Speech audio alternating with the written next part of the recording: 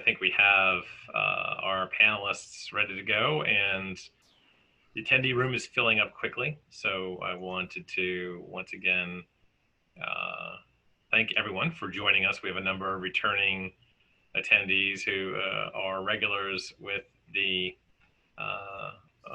Hit Lab seminar series, online now, of course, virtualized, sponsored by the leader in medication adherence platforms, Information Mediary Corporation, helping out companies with medication adherence solutions for 20 years now, which is extraordinary given their history in very smart medical technologies and packaging. We have an important topic to discuss this evening, and one that's growing as we see a surge across the over 20 states around the country and around a number of countries. There's a massive surges happening in India, in Brazil, in Russia, and many other countries. And that is the role of electronic medication adherence technologies in coronavirus treatments. Obviously, a lot of secondary infections require antibiotics for COVID patients. And to date, medication adherence has been optional. And what the panel wanted to really dive into this evening is, at what point, as a society, not just a national society, but a global society, do we start to raise the flag and raise the alarm like a lot of local, state, and federal governments are doing with masks around medication adherence? And at what point do we say medication adherence is no longer an option, it is now mandatory? My name is Stan Kachnowski. I am chair of Hit Lab. I am the director of the Columbia Business School Digital Health Program, and I am honored to have with me a few folks today. We have a nice panel. I'm going to do a brief introduction, name and title, and then they'll each go into their backgrounds more specifically. First, John, we'll start off from you. Again, coming down from North Carolina, virtually coming in from North Carolina, that is. John Musaus is the founder and executive director of the Adherence Measurement Institutes that measures medications. John, could you give us a 1-minute bio sketch of your background? Absolutely. So I've been working in the space of electronically measuring adherence for about 10 years now. I currently run a nonprofit organization called the Adherence Measurement Institute, and our mandate is to work with different R&D teams, academics, any team or individual that's interested in trying to include the concept of including a electronic solution to measure patient drug dosing histories, and try to tailor a solution specific for their research protocol or their patient program. Fantastic. And also with us this evening is Sloane Salzburg, who's the executive director of prescriptions for a Healthy America with the Horizon Government Affairs Office in Washington, D.C. Sloane, can you give us, again, a 1-minute sketch of your background? Sure, although virtually I'm calling in from beautiful sunny Florida. I escaped down here. So I'm from Washington, D.C. I used to work about 10 years ago on Capitol Hill for a member of Congress, and since then have joined Horizon Government Affairs, which is a health policy government affairs boutique firm. And at HGA, we kind of specialize in coalitions, and one of our coalitions that I help to run is Prescriptions for a Healthy America, which is a cross-sector coalition of like minds trying to develop and advocate for policies on Capitol Hill that help improve medication adherence. And our membership includes manufacturers, payers, patients, providers, pharmacists, pharmacies, techs, and so really trying to kind of be that bridge to get folks to come together around various policies to help patients adhere and improve outcomes and lower costs. That's wonderful. Well, thank you very much, Sloane. It's great to have you here this evening. And next as well, again, another distinguished speaker, another distinguished faculty member of Columbia University, a professor from Columbia for the past few decades now, and one of the leaders in medical technology research and the economics of medical technology in the global healthcare system, Professor Lichtenberg. Professor, if you could also give us a couple minutes of background on yourself. Okay, well, you've already done a pretty good job of that, but yes, I am a professor at Columbia Business School. I'm a health economist, and the issue that I've been studying now for a couple of decades is the impact of biomedical innovation on longevity, health, medical expenditure, and utilization of medical care, such as hospitals. So I think a lot of my research has provided very strong support for the hypothesis that biomedical innovation has been the principal cause of longevity increase in the United States and, in fact, throughout the world. An important part of that is pharmaceutical innovation, the development of new drugs, which I've studied quite a bit, but certainly new methods of delivering drugs and electronic adherence methods may also play an important role. That's fantastic. Wonderful. Well, thank you again, Professor, for joining us this evening. And finally, we have the head of strategic planning and decision analysis from Celgene, John Kimmet, and an alumnus of the digital health program at Columbia Business School, Executive Ed. John, if you could give us, again, a couple of minutes also of your background.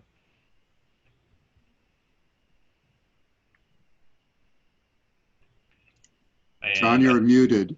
I think John's either muted or he has... He is muted, according to the icon. Is this better now? There you go, John. We got you. Great. All right. Beautiful San Francisco. Excellent. So thanks, Dan. Probably going to defeat my introduction, though. I spent 17 years in the telecom or the technology industry prior to spending the last 3.5 years at Celgene / Bristol Myers Squibb. So you can see, based on my ability to unmute, why I might have switched industries. But pleasure to be here today. I head up the strategic planning and decision analysis at Bristol Myers Squibb now for our U.S. hematology franchise. That covers really everything from an analytics perspective, clear through to a number of other functions as we look to not only help our prescribers, but also then ultimately help patients to deliver better outcomes. That's fantastic. Well, again, thank you, John, for joining. Thank you all for being here this evening. And I really want to lead it off with a question for John Musaus. He's been studying medication adherence and the measurement of medications now and technology in this area for many decades. And John, let's start with some definitions. We always like to have a definition when we start with something. How do you and how do a lot of people define medication adherence today? Absolutely. And, whenever we have a discussion around adherence, it's always good to get everybody grounded to a specific definition because everybody uses different words.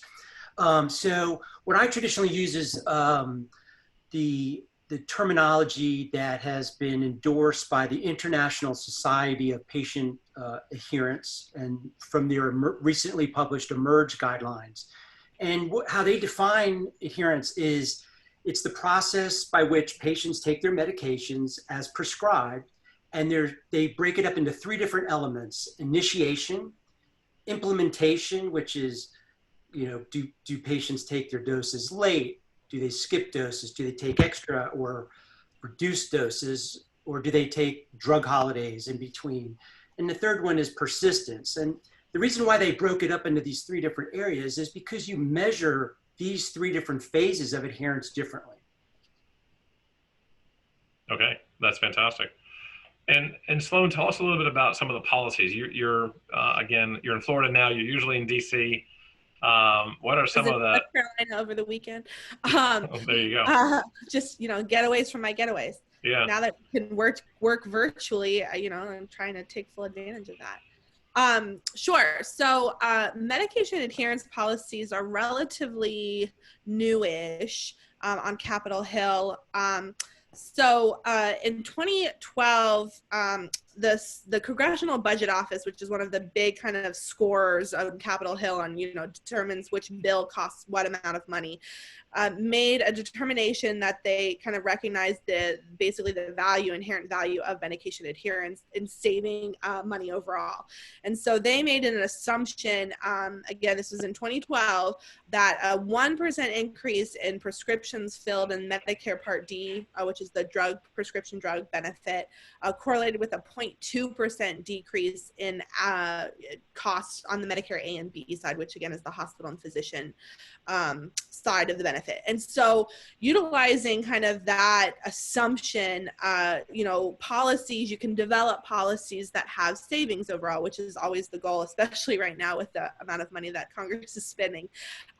So there's been some stuff done around medication synchronization has been an area that a lot of folks have been interested in. Right now, there's a bill kind of moving through around real-time benefit tools, which helps patients know when they're being prescribed a medication, the cost of the medication, so that they don't get to the pharmacy counter and get surprised by a high dollar amount and then forego that medication, which a lot of folks consider that primary non-adherence.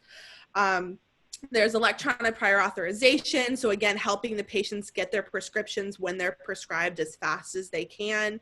And then, there's medication therapy management is kind of the most common management tool in Medicare right now around helping patients to manage their meds. Now, we can get into a really long discussion on whether or not that works.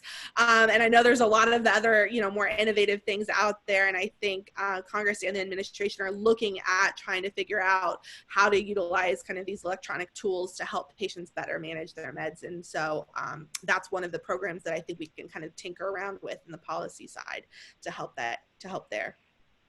That's fantastic. And let's dive further into that. Professor Lichtenberg, some of the examples of that you've given, and I've seen a number of your lectures over the years, but what kind of examples from in case studies and reports and papers have you either written or read about that talk about specific outcomes improved through medication adherence, either standalone, technologically driven or otherwise? Well, I and some co-authors have done a couple of studies which have tried to evaluate both the consequences of adherence or non-adherence and the causes of it or the determinants. In one study that I did with a co-author a few years ago, a colleague in Denmark, we were able to do a study based on data from a diabetes registry in Denmark. And as you probably know, a lot of the Scandinavian countries have very high quality data. And so, which enabled us to track diabetes patients for about a decade. And so we could see, for example, in the early 2000s, whether patients were adhering to medication that their physicians prescribed. So we know what was prescribed, and then we could observe the refill behavior. Now, this is not as good data as I know John is developing, where it's not just looking at refills and so on, but much finer grained data. But nevertheless, using the data that we had, first of all, we found that fewer than half of Danish diabetes patients were consuming the appropriate amount of medication. That is, we define that as between 90 and 110% of the amount prescribed by their doctors. And so non-adherence, as many other studies have found, is a serious problem. But we were able to basically follow up patients for many years after their period of medication consumption. And we found that the life expectancy of patients who were consuming the appropriate amount of medication, who were adherent, was about 2.5 years longer than the life expectancy of patients who were not adherent. So I think that's a very dramatic indication of the importance of adherence, of increasing longevity. We also found that, by the way, we were able to control for many potentially confounding factors, like how long ago they were first diagnosed, their insulin dependence, age, gender, education, and so on. we also found that patients who were consuming the appropriate amount of medication were less likely to be hospitalized than people who either underused or overused their prescribed amount of medication. So I think that this underlines the importance of adherence and why new technologies to enhance adherence are potentially very valuable. Yeah, that's absolutely enormous. And I know John, coming from Bristol Myers and Celgene before that, and heading up strategy and decision analysis, what are some of the things that you've seen around medication adherence from a practical standpoint in the real world with life science companies and having led a lot of those efforts? Yeah, no, I think it's certainly an important topic. I'll tell you, I share a personal story, where a dear family member was unfortunately, in a not the best situation just due to adherence. So it's not only I think is an industry thing, but it's something I take very personally, just given something that occurred over the last couple of years. But when you start to look at it, there's a number of different approaches you can take. And I think as a number of the panelists have identified, there's a multitude of ways in which you can approach this. And I think the key thing to remember is to try to understand what it is you can actually do to actually improve the outcomes, and what is it you can do in order to ultimately try to provide better adherence to the medication. And so some of the practical things I've seen, we've certainly explored a lot of them, just even across industries, but certainly there's reminders, there's electronic ways to try to remind individuals, clear through to actually understanding the care team that is actually helping the patient, and understanding that there's some intermediaries there. And ultimately, I think what we've found is it's a combination of things that ultimately can help improve the adherence and ultimately improve outcomes. And when I say a combination, one of the key things that we've found is you really do have to focus on simplicity and actually look at it from the viewpoint of the patient. And if you do that and you try not to come up with something that's overly complicated that only a small percentage of the population would know how to use and ultimately be able to follow through on, it's really with that simplicity in mind that we found where you can actually start to improve adherence. But the key is you also have to remember, patients have a lot going on. They've got their normal everyday lives. Plus then they're, if you put yourself in the shoes of a patient, they've got a number of other things going on. And so the last thing you want is suddenly something that's meant to help them from an adherence perspective becomes another burden. And so that's why certainly the simplicity becomes critical. And then also just being able to integrate it into their normal everyday lives is really important. But those are certainly things that we found. So reminders help. And I think when you look across the ecosystem, whether it's from the doctor, the pharmacy, or even the manufacturer, you're starting to see where some of these reminders they're actually providing benefits from an adherence perspective. But I still certainly think there's a long way to go. And I'm encouraged to see not only the studies, but I'm certainly encouraged to see the additional work that folks are doing and try to close the gap on adherence. No, it's fantastic. And let's talk a little bit more about that. John Musaus, not John Kimmet. Tell us a little bit more about, some of the deeper elements of this and what you've seen in some of your research and some of your studies. And, for all the panelists, all four of you, let's dive in a little bit more into, should this be mandatory? Are we working in a context now, a wartime-like setting, where now we should be thinking about adherence technologies and adherence platforms? We know that there's a ton out there. We know that these are pivotal, and just from what we've heard in the first round of questions and the first round of responses, they are effective. And given the growth of COVID, given the fatality index and the mortality rate, should we be moving toward a non-optional paradigm for medication adherence when it comes to COVID tracking technologies, COVID medication adherence technologies? And by the way, we have a tremendous group. We have just a number of people still filing into the attendee room. We've got some questions already coming in, but for anyone who hasn't asked a question yet, feel free to ask away. We have a bunch of regulars as well that are always asking good questions, and this is a hot topic for sure. But John M., please, yeah, give us a little bit more background on this. Yeah, Stan, maybe I can just tee this up a little bit by just talking about, the available technologies out there that fall under the umbrella of electronic adherence technology. So really, the way I define it and the way I break it down is that there are technologies that can measure specific drug dosing histories, at the patient level.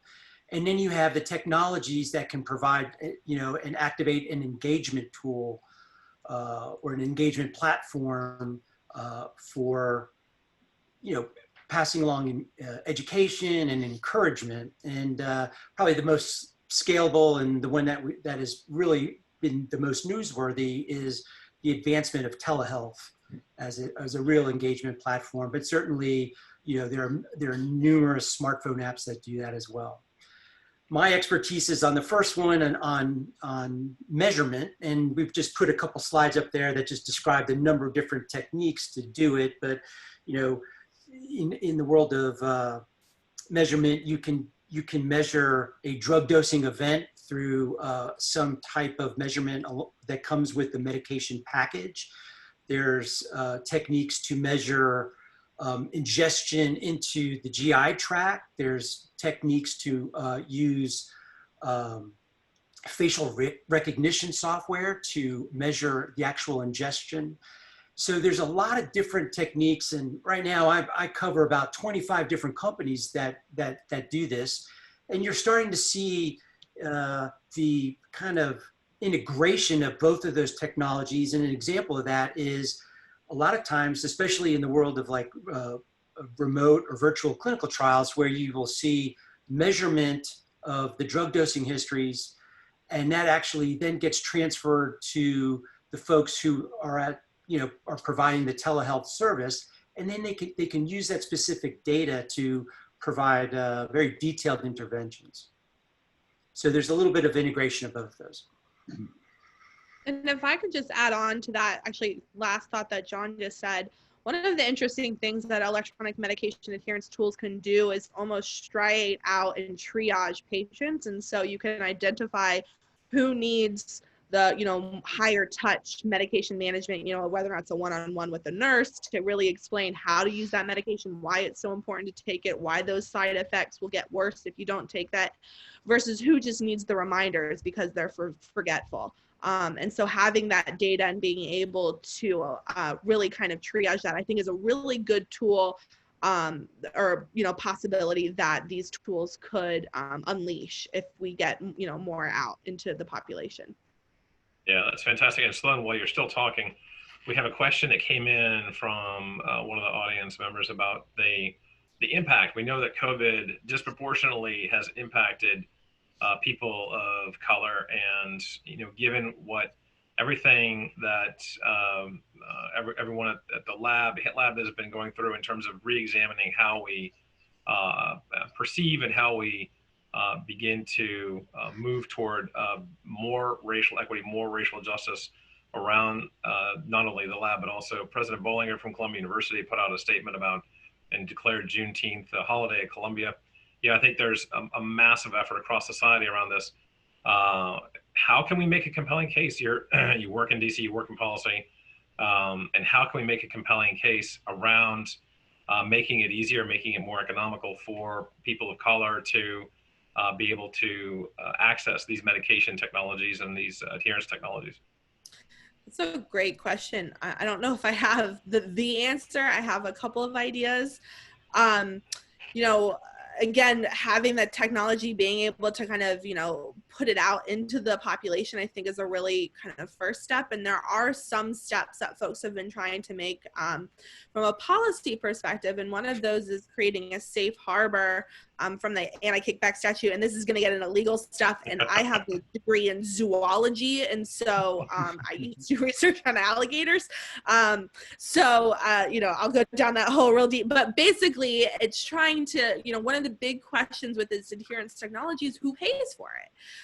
Manufacturers are kind of the obvious choice because they get the benefit, at the basics of economics, right? They get the financial benefit if the patient buys and takes their medication, and the medication works so that the patient continues to take the medication. And so one of the things that a lot of manufacturers have tried to do is being able to donate adherence technology to the populations that need it.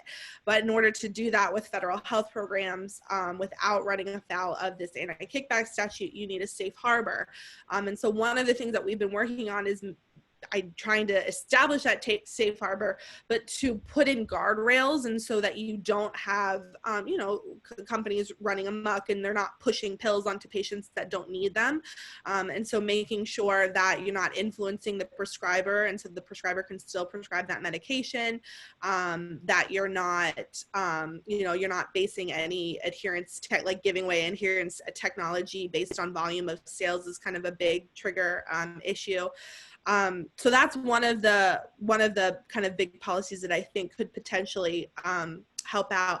Another one, and then I'll give it up to folks, is again, it's cost, right? It's a huge barrier for patients to take their medications. And so one of the things that Medicaid programs actually worked on a while ago, and some have not done this, is just the simple thing of 90-day fills. A lot of Medicaid programs won't cover 90-day fills, the long-term fills, because the patients go on and off Medicaid. But there's been studies that have shown if you are able to get the patient to have at least a longer stash than a month's fill, they'll adhere better. So getting, I think there's a really good saying that CMS, which is the Center for Medicare and Medicaid Services, buys everybody's bad outcomes. And so it behooves them to invest up front and be more proactive on kind of the medication adherence side, and make sure that we're not getting worse outcomes down the line.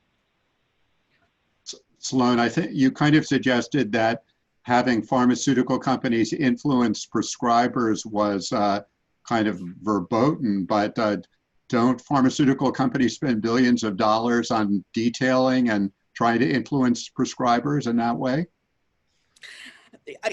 I think so, yes, but that's not what I do.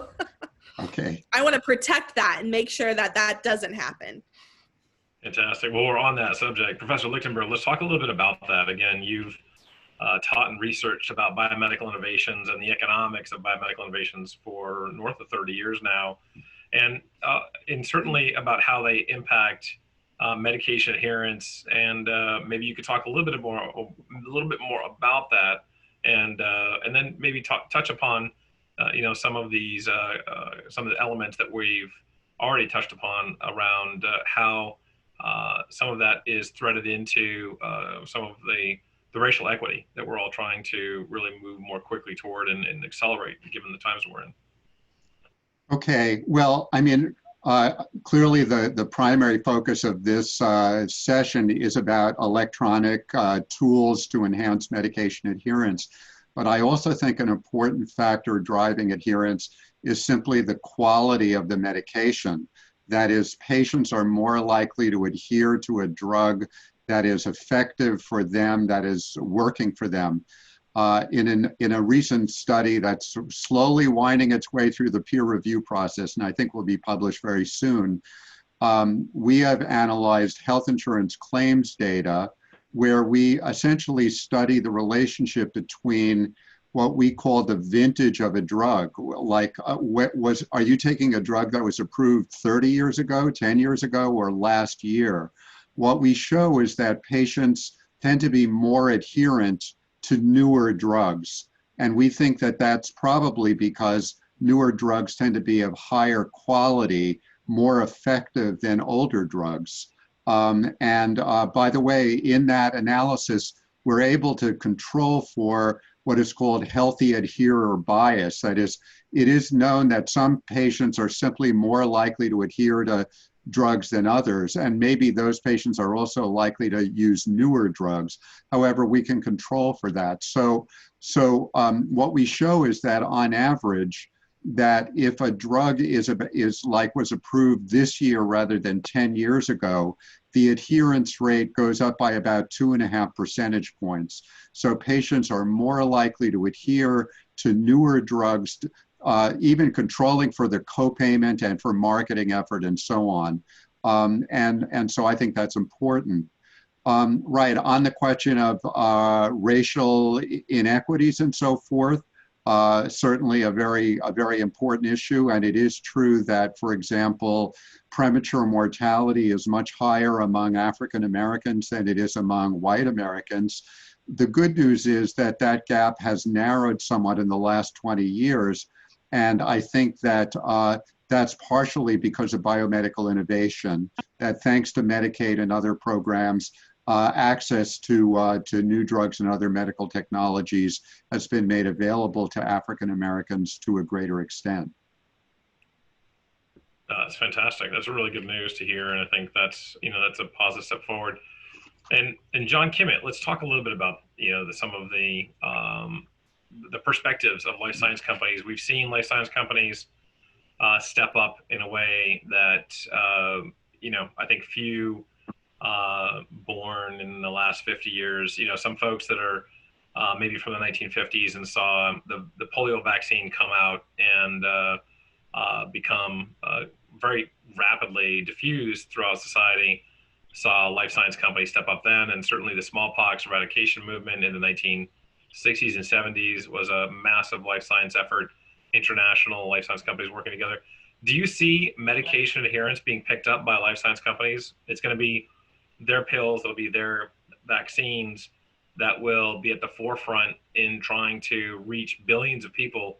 How do you see that, that kind of mantra of, medication adherence technologies becoming mandatory? How are life science companies going to respond to that, do you think, if that happens? I think certainly as Sloane and as Frank pointed out, there's a number of complexities and legalities, et cetera, around this, and there's certainly policies and individuals who do a phenomenal job every day, trying to work through that. It's not an area that necessarily I'm involved in per se, but what I would say is, I think when you look at the ecosystem and you look at life sciences companies, ultimately life sciences companies exist to help patients, and so if you look at adherence and ultimately believe that if adherence grows, that certainly that provides better outcomes for patients, then I think it is something that very much life sciences companies will continue to work within the guidelines and the in the ways of working. But at the same time, I think it does really come down to what are the steps that you can take, given the operating environment, in order to help improve those outcomes. And so I think when you start to look at improving those outcomes, there's certainly been companies that have been able to do that, whether it's on a small scale or on a larger scale. And I think when you look at even the technology companies that are trying to help out with the reminders, the platforms, the smartphone companies, et cetera, there's a number of entities that are collectively coming together in order to continue to move the ball forward and ultimately help patients and help improve outcomes. When you look at what's happening with COVID, I think it will continue continue to raise the awareness of adherence. And certainly as we get further down the road from a vaccine perspective, and I know it's something we'll talk about today, is how do you ultimately make sure that the population is protected? And I think that's a really, really important thing as we look further down the road, and as we move through this pandemic. But I think there's a lot to be learned both from the past. There's certainly things that we're learning in real time, and from a life sciences perspective, and I think from an industry standpoint, adherence is a problem that impacts us all. No matter which part of the ecosystem you're in, and ultimately, if that's something you can help with, I'm pretty confident that from a policies and from a procedures perspective, we'll be able to work through that. But ultimately, it has to be simple enough for the patient to use as well. Yeah, simplicity seems to be something that we're hearing over and over again. Now, John M., I think medication adherence and medication technology is becoming part of the complement of what's done and being mandatory, like face masks. Unprecedented, really. I mean, we're living in an age right now where patients just don't want to even think about anything being, there are people running around without face masks as a rebellious cause kind of thing, and people saying they don't want to be vaccinated if there is a vaccine, again, as a distrust of the medical technologies. What would you see having to happen in order for medication adherence technologies to be a part of a vaccination program, a global one, if not at least national, or again, a part of a program for some of the co-medications for COVID around some, antibiotic medication is needed for some of the side effects and some of the parallel disease traits that we're seeing with COVID. What kind of alignment would have to take place for medication technologies to become mandatory? Well, it's not my expertise at all, but there certainly is the health policy and social aspect of it that probably Sloane is better suited to answer. But beyond that, I personally am not so sure that we need to go to extraordinary lengths to measure the actual drug dosing event through technology, through anything out of the ordinary from a technology standpoint. I think it can absolutely just, it just needs to be documented. And I'm sure that's the process. I think the very first step, which would actually lead to develop, to the decision of what technology to use, is what is the government or what are the health experts going to use with the data? So that would drive everything else. And I think that first step would probably be the hardest step. Yeah, that's a great point. Sloane, it looks like you want to say something. I can see you getting ready to go and talk there. Yeah, just to add on, although I had a joke first, I saw a meme that said, I just want to get back to precedented times when you said unprecedented. So, yeah. So I honestly don't think we're ever going to be a place where we will have mandatory medication adherence technologies. I just don't think that's the reality that we're in. I do think that there could be, an instance, there's some states, I know Hawaii is doing it, they're mandating testing and proving that you're having testing. And so maybe on that side of things, you might be able to flip and mandate that you to go to certain locations, schools, you might need, just like you do with other vaccinations, mandate that you have to show that you were once the vaccine hopefully is developed and proven safe and effective, to prove that you've had the vaccine. I do think the areas that, it's going to be outside COVID somewhat that might have mandatory adherence programs associated with them will be, maybe eventually in clinical trials. That could be kind of an area and making sure that the patient's taking the correct dosage. And so having some of the really cool technology that John M. has been working on. And then also, these higher cost drugs like gene therapies and other things that might not just be a one and done that need, additional, Sovaldi is one of them, the hepatitis C drug that, I think you need eight pills. And so having some kind of mandated adherence program, if you're going to get a reduced cost sharing or some kind of, you need like some kind of incentive, and then you have that tacked on to the end, that would be an area that I could see, these things being mandated. But again, for, the medications and the vaccines associated with COVID, I think it's just too new, and, we've never really done that before. And so that is a brand new world that I don't think this Congress or administration will go to. No, that's a really good point. And I think, you bring up another great point, which is, testing, mandatory, Hawaii. And we're seeing now in Dubai and Abu Dhabi, if you want to get on an airplane, you have to be tested. And it's not bringing a test that you got sometime in the last 3 days. You're literally tested at the airport. You're given the Abbott 15-minute rapid diagnostic, which has some false negatives, or false positives, but no false negatives. So again, going back to your meme, these are definitely not precedented times. Professor Lichtenberg, do you see, under any circumstance, we've seen contact tracing in Israel and New Zealand be mandatory, in India as well. We've seen, like Sloane was just saying, we've seen now diagnostic testing in Hawaii mandatory.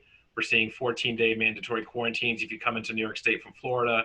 A month ago, it was the reverse. If you were going to Florida from New York, you were being stopped at I-95. and they were telling you to give your information if you had New York plates, where you were staying, and your phone number. They were checking in and make sure you were there for 14 days. Do you see any chance of any kind of medication adherence becoming mandatory as we move forward as a way of reducing antibiotic resistance and other types of spread, whether it's vaccination or something else? It's not something that I've given a great deal of thought to, but I mean, certainly in the current political environment, I don't see anything coming out of Washington in that regard. But you know, it could be left up to the states. States have different policies. For example, states vary in their policy on opioid use and writing prescriptions for opioids, and it's been shown that that's had very significant effects on the sort of distribution across states of the opioid epidemic. So we might see some social engineering at the state level, which would be an interesting laboratory to study its effects. I don't see anything coming out of Washington in that regard, but Sloane has her ear closer to the ground on that, I would think. Although I think you guys are closer in New York these days. True. Unfortunately. I mean, there have been some very substantial studies around evaluating treatment protocols to prevent antibiotic resistance coming out of places like the National Academy of Sciences, where you've seen significant research done on how to utilize different protocol regimens, different techniques, whether it's dosing techniques or other types of techniques. There have been substantial amounts of research around this area. You know, going back to you, John Kay from BMS, you know, you're sitting in the middle of it looks like the San Francisco Golden Gate Bridge or something like that. You know, as you look forward into what we're dealing with and how we're managing the COVID response and how to, you know, really trying to prevent the COVID 2.0, what are some of the strategies and what are some of the elements that Bristol Myers Squibb are facing as a way to implement technologies to help with the reduction in COVID transmission, either in a workplace setting or, you know, from across the globe in the patient setting, et cetera? Yeah, no, I think certainly we're doing the same thing that a number of companies are doing, and you know, ultimately trying to keep our employees safe. And so the enablement of remote working, reducing contact where you can. I think there's, you know, certainly as you're remote working, making sure that employees not only are you know, minimizing contact and feeling safe, but also that they have a work environment that they can still be productive. And I'll tell you the other aspect too, I think that's really important is how do you make sure that as employees going through this, that you know, you're providing you know, a safe working environment for them. So you know, we're no different than I think a lot of companies out there that, you know, we're continuing to gather more information and make decisions, you know, at the right place and the right time to ensure ultimately at the end of the day that our employees are safe and that their families are safe. And so I think, you know, we've really been kind of doing that since this broke, and I think the teams are doing a phenomenal job at that. More broadly speaking, I think when you look at you know, what's happening in society, I think as Sloane kind of pointed out, a lot of these end up being, you know, kind of state decisions on, you know, how things are being managed. And I think, you know, if you look at how things are being managed, you know, doing that at a local level is probably the right call, because they're the ones that have access to the right information and ultimately can make, you know, what I think sometimes are tough decisions, but they're long-term strategic decisions for the benefit of the population. And sometimes that means, you know, some tough decisions in the short term, and, you know, something that not everyone agrees with, but ultimately, you know, we're trying to keep people safe. And you know, I think that the company, at least I can say for my company, we've done a phenomenal job at that. And we're certainly not rushing back, you know, into the office. And I think you've seen, you know, where a lot of companies, regardless of the industry or the locale, are you know, kind of doing some of those same practices. And then I think as you start to get back into, you know, moving beyond this, you know, there's a lot of best practices that I think we've learned that we as a society will continue to take advantage of. And ultimately, as we get through this, we'll be able to harness those things. I have a couple of thoughts. One thing, I've gone virtual for my Hill meetings, which has been a brand new world. So trying, it's a lot harder to read people when you're on the phone with them than when you're in the room with them, when you're asking them to do something like, introduce a piece of legislation. So that's been interesting. Dr. Kachnowski, you mentioned the antibiotic resistance and adherence there, and that's a really interesting topic, and I hate to put my cynical DC hat on, but I've had a lot of issues trying to delve into that space and trying to work on medication adherence policies, because it always comes back to who's paying for it. I think generally speaking, antibiotics are not where the money is, and so there's not a lot of investment in this space. I actually worked for a member who worked on an antibiotic bill to try and get more investment into antibiotics because of the threat of resistance. And so, when you try and say who's going to pay for these adherence programs, is it the hospitals? They're not going to pay. Is it the payers? They're already complaining about all of the other things that they have to pay for.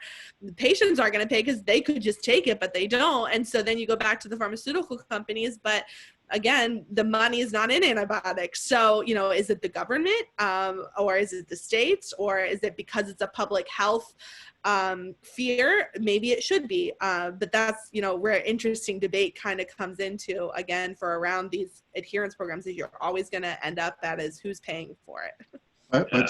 But Sloane, as you and I have discussed, if we think that, these programs make good economic sense, that is, encouraging patients to be more adherent will ultimately keep them out of the hospital and could lower healthcare costs, you would think that payers and employers should be willing to finance these programs.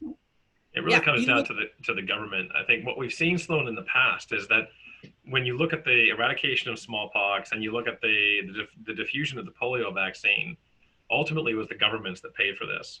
And I wish we had the governor of Texas and Florida and California on the phone or on Zoom with us right now.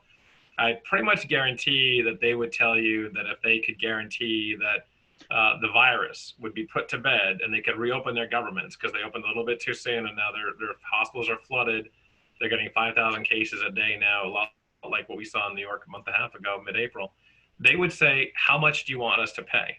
They would open up the checkbooks and again, and that they would start to look at these programs more seriously because of the simple fact, and why is Texas mandating that people wear face masks now? They're as Professor Lichtenberg just stated, the economic costs for not complying, for the first time in history, are now outweighing the economic costs of just letting it go. So I think we're seeing new times. And John Musaus, you tell us from your perspective, we're talking about the economics, we're talking about the technologies, but there's been a lot of block around these technologies in the past. From your perspective, what are some of the major blocks around adherence technologies that you studied, and what can we do to get rid of them? Absolutely. And actually, before I jump into that, I just wanted to have a closing comment on the previous point. And that's, there is really good research that shows that with less visits to the clinic, there is a direct relationship to worse adherence. So if to use John Kimmel's thoughts on, the work that's being done to, as a society to reduce contact points, a lot of that actually is involved with less contact points to the physician's office. So COVID has not only, all the economic issues that we just talked about, but it is absolutely directly driving poor adherence across every treatment for every disease, just because of less visits, less touch points with the healthcare professional. And that's just something that, is underlying, but it's just happening and needs to be considered. And that's where, other touch points need to happen through telehealth and through other techniques that we've talked about. So, you asked a question about, what's blocking scale right now. And I, kind of sideline between, I spend most of my time in the world trials but some in clinical practice.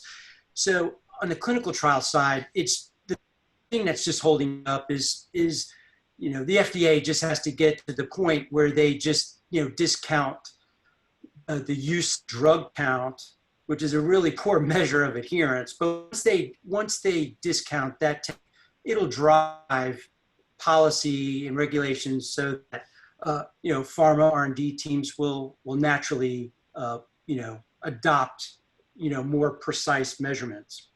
In the world of clinical practice, it's down to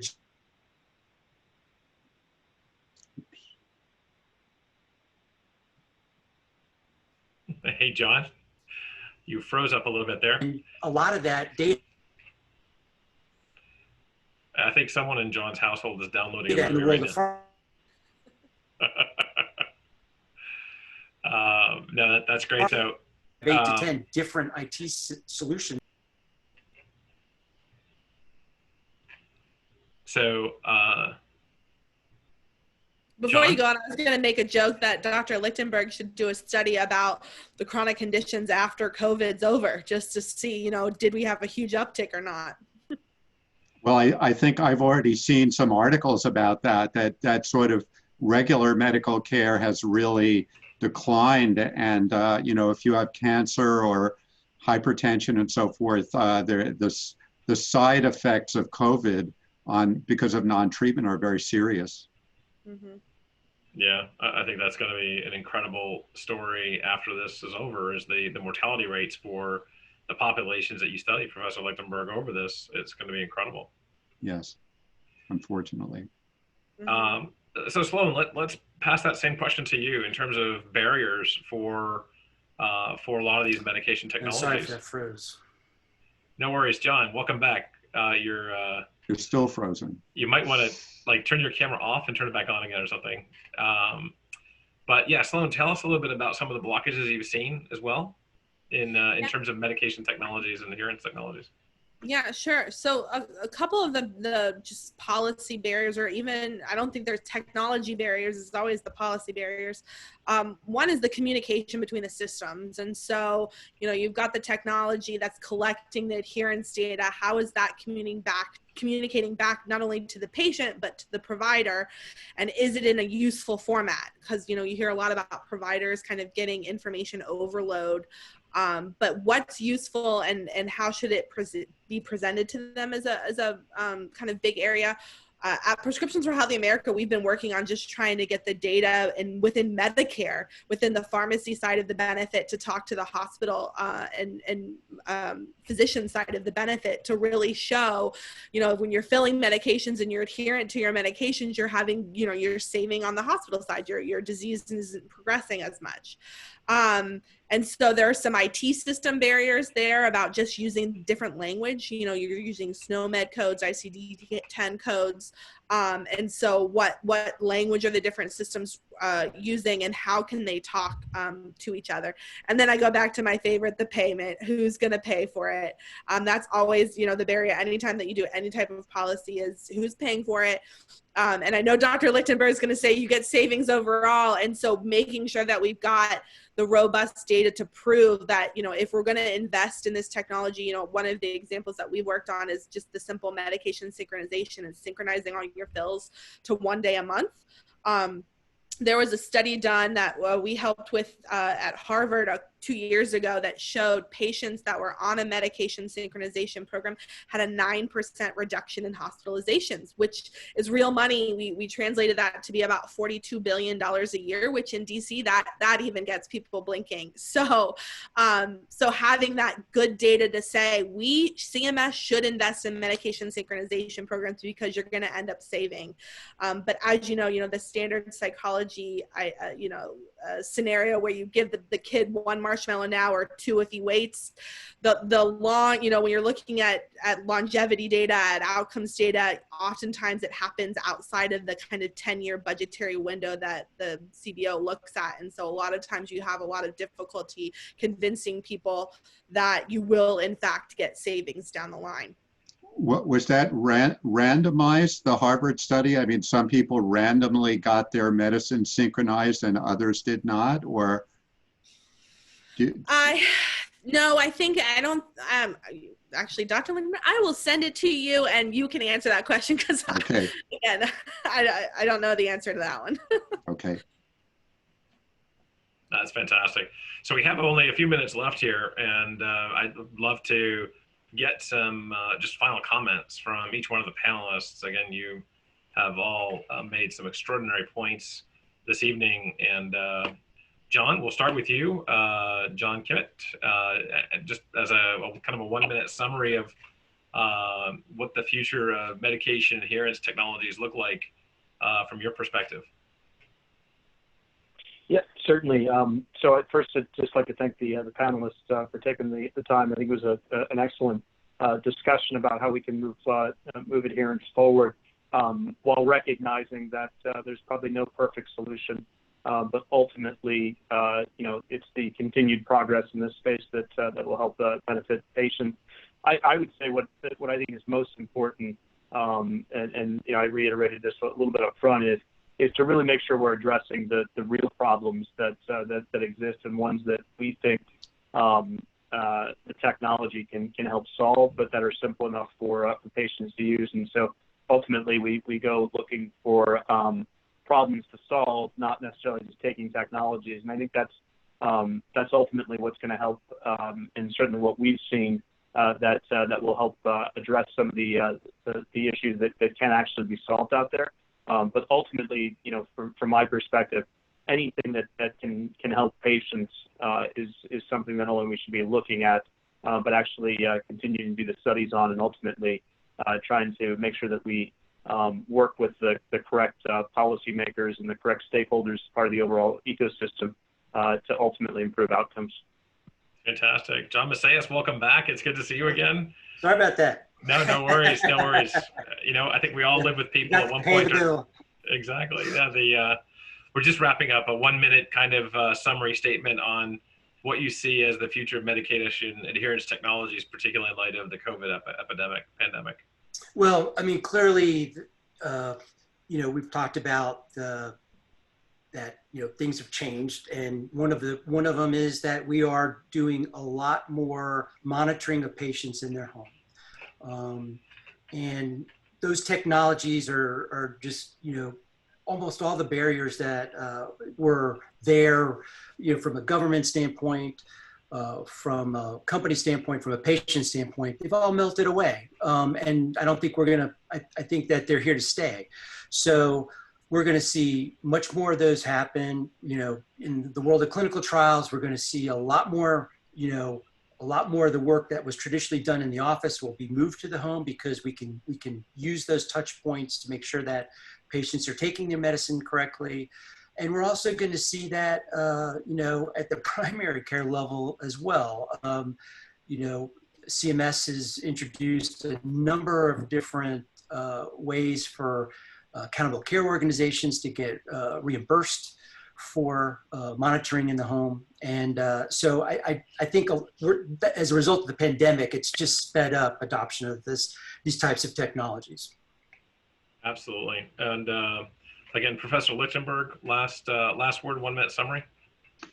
Well, I think it was former Surgeon General Everett Koop who said, medicines don't help people if they don't take them, and that is indeed a serious problem.